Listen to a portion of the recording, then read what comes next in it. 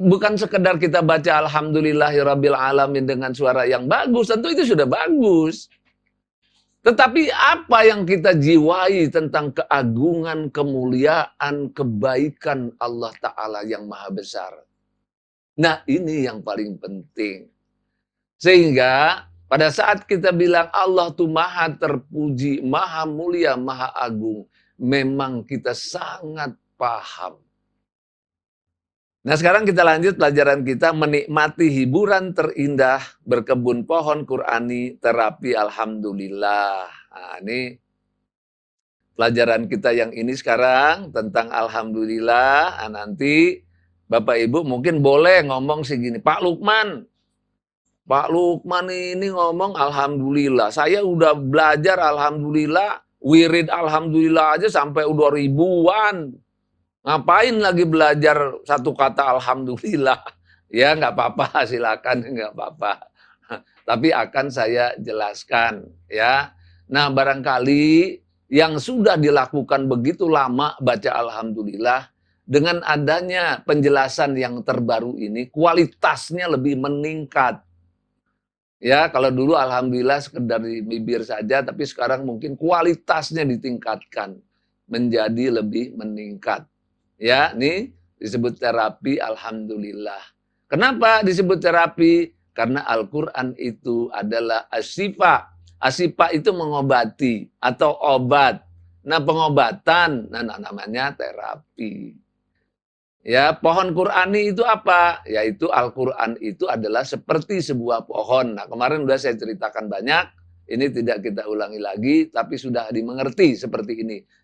Kenapa hiburan terindah? Karena Rasulullah menjadikan sholat itu adalah hiburan terindah. Nah, di dalam hiburan sholat itu ada makna-makna bacaan sholat. Jadi Bapak Ibu, kalimat ini ya, tadi kalimat ini diambil seluruhnya dari Al-Quran dan hadis ini. Ya, seluruhnya dari Al-Quran dan hadis. Nah, ini seperti pohon, saya nggak ulangi lagi. Ya, saya nggak ulangi lagi, kita lanjut. Nah, membuat benih, alhamdulillah. Jadi ilmu tentang alhamdulillah, nah kita menyebutnya dengan benih keilmuannya. Jadi pada saat kita bilang alhamdulillahirabbil alamin. Nah, kalau didengar suaranya tuh enak tuh. Apalagi yang baca para qori'ah. Para qori atau para qori'ah. Wah, enak sekali didengarnya itu. Tapi pada saat dia sebut alhamdulillah itu apa yang kita pikirkan? Apa yang kita rasakan? Bahkan pada saat kita sholat baca alhamdulillahirabbil alamin. Apa kita cuma dengar suara kita doang? Enak didengarnya memang. Tapi pikiran kita, jiwa kita terkait dengan apa yang kita baca. Nah, itu yang soal. Ilmu tentang alhamdulillah inilah yang harus kita perdalam. Alhamdulillah itu artinya segala puji bagi Allah. Nah, ini semua udah hafal nih artinya. Segala puji bagi Allah. Nah, kenapa Allah disebut terpuji? Kenapa harus kita puji? Apa kelebihannya? Sehingga kita harus memberikan pujian yang luar biasa kepada Allah itu. Nah, Bapak Ibu, sehingga pada saat kita memuji Allah, tentu kita harus paham bagaimana kasih sayang Allah pada diri kita. Bagaimana kebaikan Allah itu. Ya, bagaimana kemuliaan Allah itu. Ya, nah itu. Bagaimana keagungan Allah itu. Nah, setelah itu kita renungkan, ya kita renungkan lebih dalam, kita mengerti tentang Allah Ta'ala. Nah, baru di sana kita memuja. Memuji, mengagungkan. Jadi bukan sekedar kita baca alhamdulillahirabbil alamin dengan suara yang bagus, tentu itu sudah bagus. Tetapi apa yang kita jiwai tentang keagungan, kemuliaan, kebaikan Allah Ta'ala yang maha besar. Nah, ini yang paling penting. Sehingga Pada saat kita bilang Allah tuh maha terpuji, maha mulia, maha agung, memang kita sangat paham. Ya bagaimana sayangnya Allah pada kita, bagaimana sayangnya Allah pada makhluk, bagaimana alam semesta ini betul-betul dalam kasih sayang dan kebaikan yang Allah berikan. Bagaimana keteraturan alam, bagaimana kesehatan yang Allah berikan, bagaimana ini sel-sel tubuh yang ada di dalam diri kita, sehingga dia bisa menghidupi kita dengan kekuasaan dan kemahabesaran Allah. Nah itulah yang disebut dengan tadabbur. Nah sehingga baca alhamdulillah itu betul-betul alhamdulillah yang kita hayati, kita jiwai. Sehingga pada saat kita bilang alhamdulillahirabbil alamin, itu jiwa kita memuja, memuji, mengagungkan Allah. Karena kita paham. Dan kita bersyukur di dalam diri kita kepada Allah. Karena kita merasakan bagaimana baiknya Allah, kasih sayang Allah pada diri. Nah inilah yang disebut dengan tadabbur. Ya, jadi di balik kalimat atau kata alhamdulillah itu ada ilmu yang mendalam. Ilmu penghayatan atau kita sebut dengan ayat-ayat kauniyah. Ya, setelah ayat-ayat kauliyah ya yang dibaca, yang diartikan, yang diterjemahkan, yang ditafsirkan, ada lagi yang disebut ayat-ayat kauniyah, ayat-ayat kenyataan kehidupan daripada kemahabesaran Allah. Sehingga jiwa kita mensyukuri betul pada saat kita baca alhamdulillahirabbil alamin. Jiwa kita rasa memuja, memuji, mengagungkan Allah.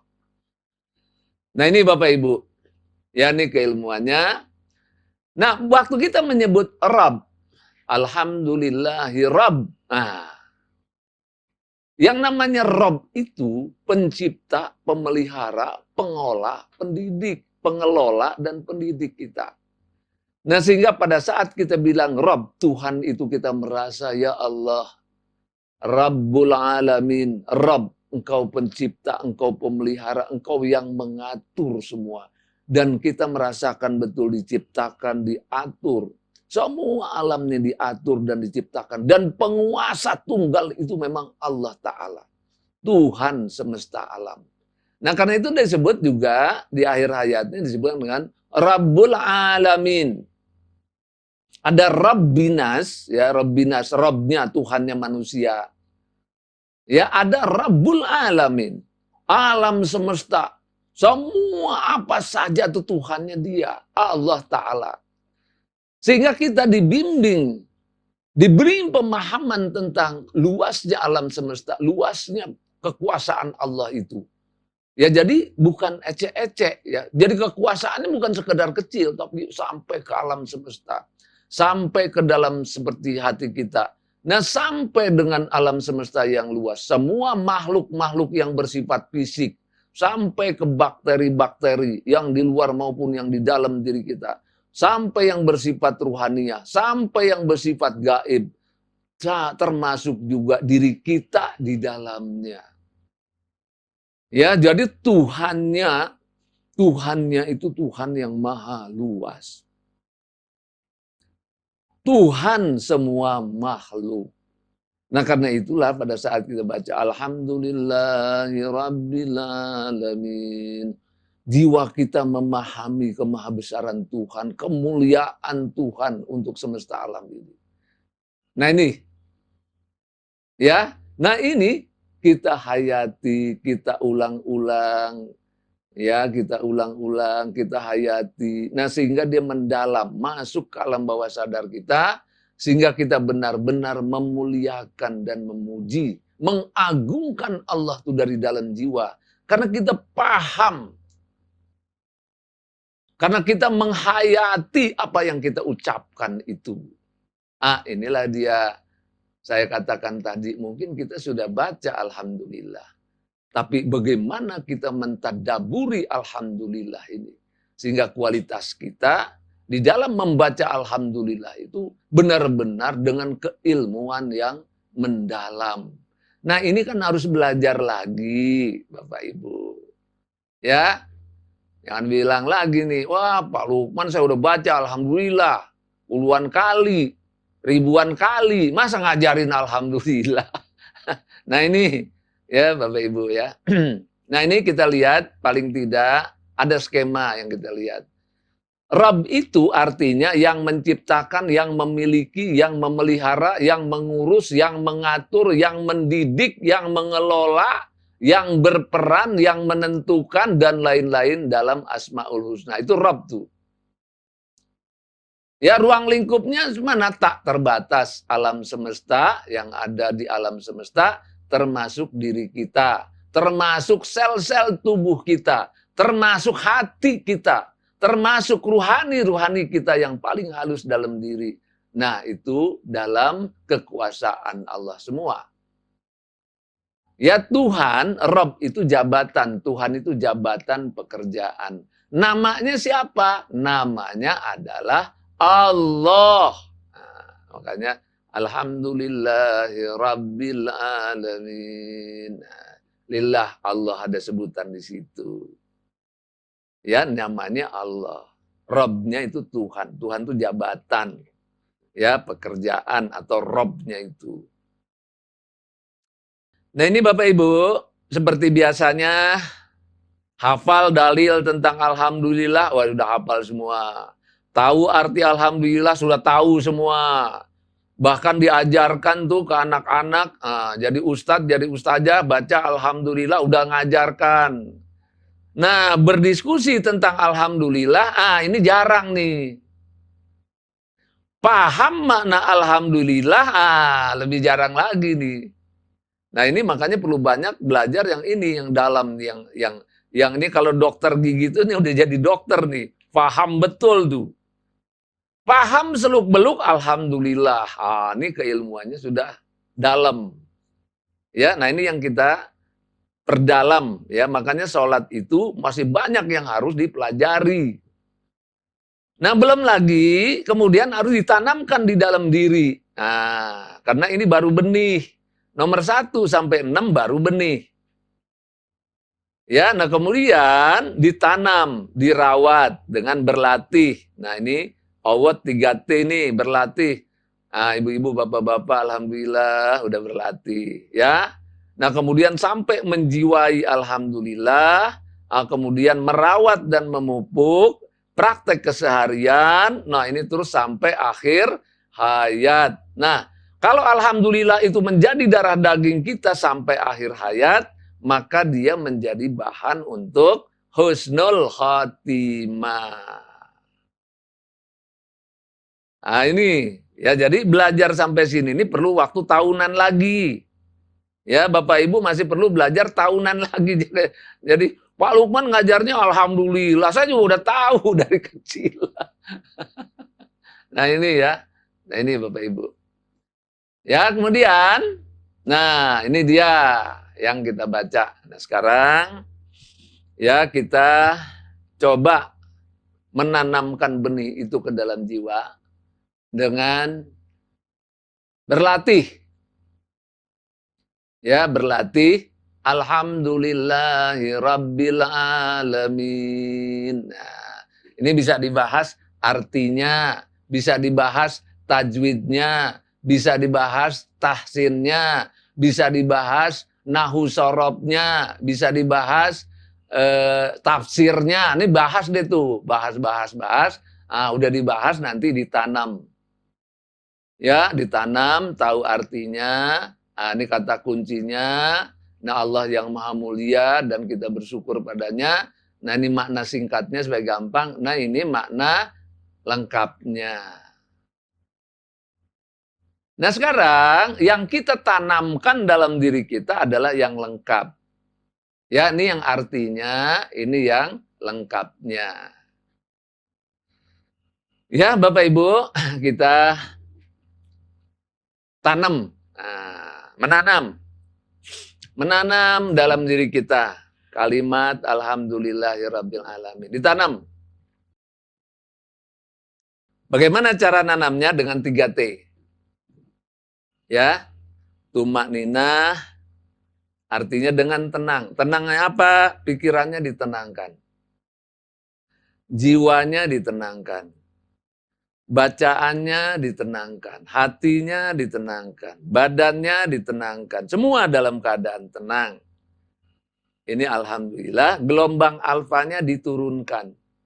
Dari gelombang beta yang ngaco sana sini, ya. Nah itu diturunkan menjadi alfa. Alfa itu cuma satu saja. Ya, ini ditenangkan pikiran kita. Ya. Ya, nah ini ada lagi yang ngomong latihan ini bukan meditasi, bukan.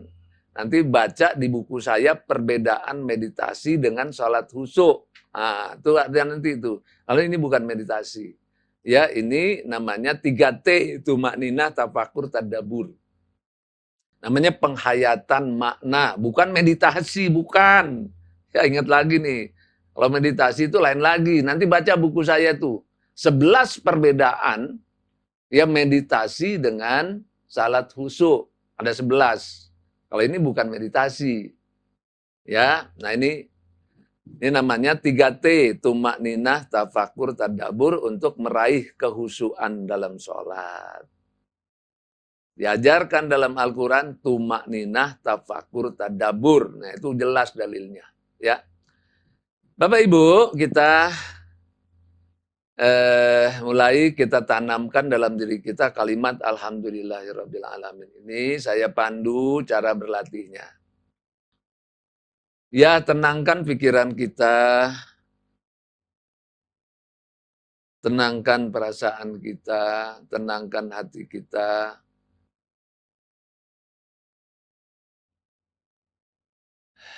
Kendorkan semua otot-otot tubuh kita kendorkan.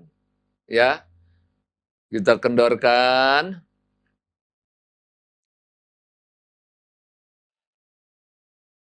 Sehingga kita terasa nyaman, kendor, nyaman begitu. Tenang, artinya tumak ninah. Bukan meditasi, bukan. Sekali lagi bukan meditasi. Tumak ninah namanya. Ya, tumak ninah, tenangkan. Ya, kita tarik nafas perlahan-lahan supaya mempercepat proses. Hembuskan perlahan-lahan. Tarik nafas perlahan-lahan. Hembuskan perlahan-lahan. Nah, tarik nafas dan hembuskan nafas itu mempercepat proses penurunan gelombang otak dari beta ke alfa. Atau mempercepat proses supaya kita cepat tenangnya. Ini anjuran para dokter dan psikolog. Ya, ini nggak ada hadisnya. Kalau mau dipakai silakan, enggak juga nggak apa-apa. Ya, tenangkan pikiran kita, tenangkan perasaan kita. Sadarkan diri kita Allah. Sebut nama Allah dalam hati. Allah, sadarkan diri kita. Kita insafkan diri kita. Kita yakin bahwa Allah memahami isi hati kita. Allah memahami pikiran kita, perasaan kita. Allah memahami isi hati kita. Allah sadarkan diri kita. Bahwa Allah tahu yang kita rasakan. Allah tahu yang kita pikirkan. Allah tahu isi hati kita. Allah tahu keadaan kita. Tidak ada yang tersembunyi bagi Allah. Ya Allah, Engkau tahu yang saya pikirkan, ya Allah. Engkau tahu yang saya rasakan, ya Allah. Engkau tahu isi hati saya. Engkau tahu keadaan saya, ya Allah. sadarkan diri kita. Allah. Allah. Ya Allah. Engkau tahu yang saya pikirkan, ya Allah. Engkau tahu yang saya rasakan. Engkau tahu keadaan saya, ya Allah. Tak ada yang tersembunyi bagi Engkau, ya Allah. Engkau melihat saya, ya Allah. Engkau melihat saya. Engkau tahu, ya Allah, saya saat ini hendak memuji Engkau sepenuh hati, ya Allah. Engkau tahu bahwa jiwa saya saat ini memuji, mengagungkan Engkau, ya Allah.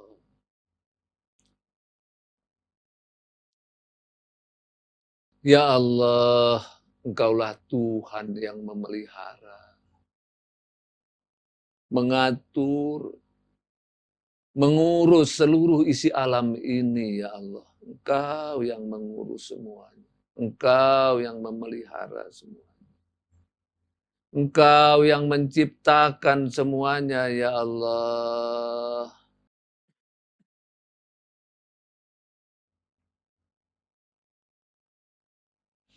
Engkaulah yang menciptakan saya, yang memelihara saya, yang mengatur saya, yang mengurus hidup saya, ya Allah.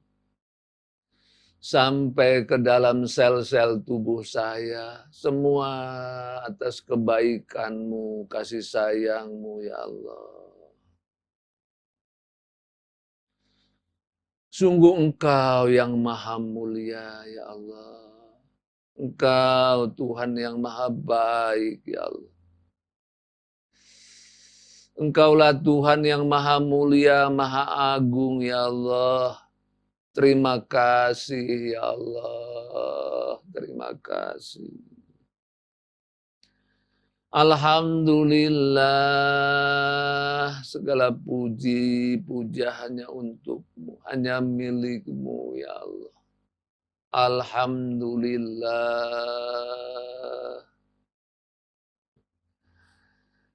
Alhamdulillahi Rabbil Alamin. Ya Allah, Engkaulah Tuhan yang maha baik.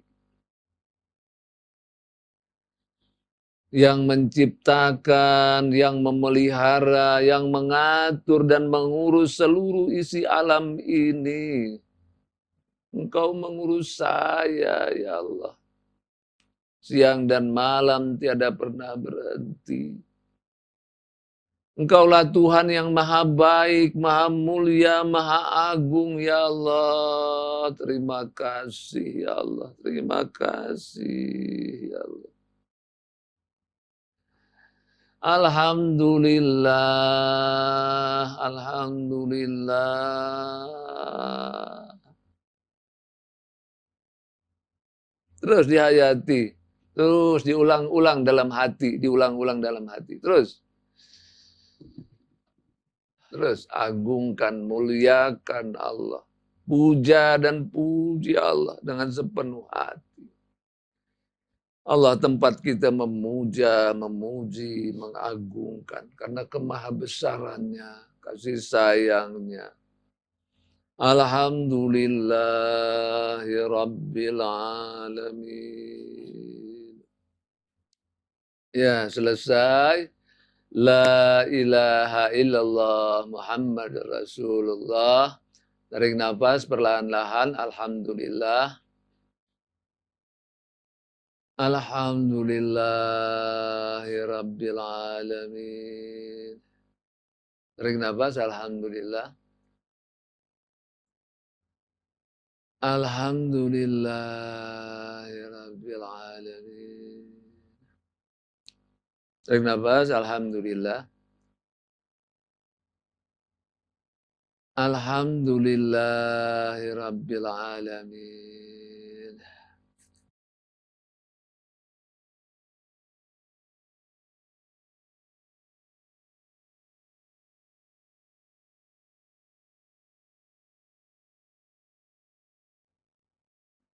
Ya, assalamualaikum warahmatullahi wabarakatuh.